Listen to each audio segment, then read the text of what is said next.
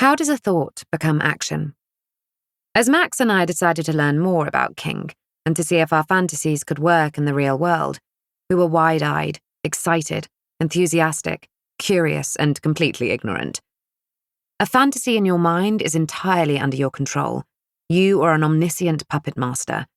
It stops and starts when you feel like it, or at least when it really is time to go to work.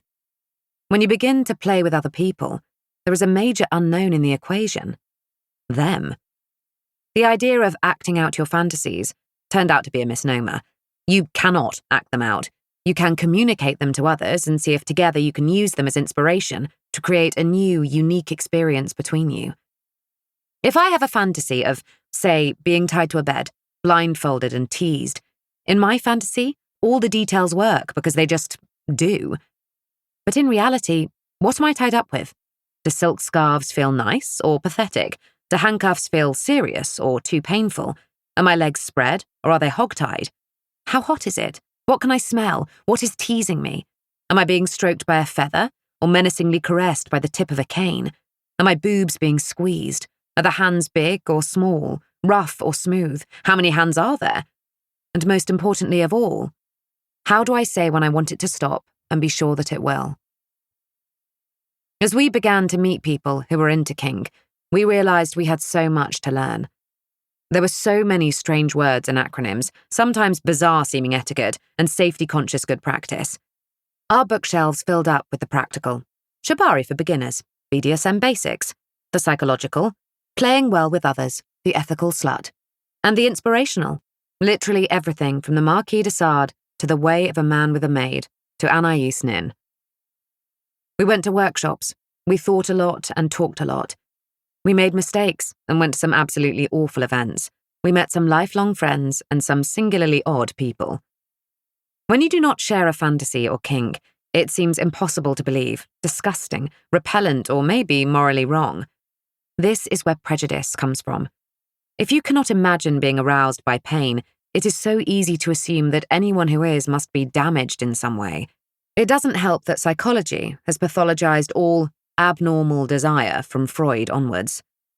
It was only in 1973 that the American Psychiatric Association removed homosexuality from the DSM, their compendium of mental disorders, and it still states that cross-dressing, sadism, masochism, exhibitionism, and voyeurism, amongst many, many other common sexual desires, are paraphilic disorders, which should be treated as sicknesses.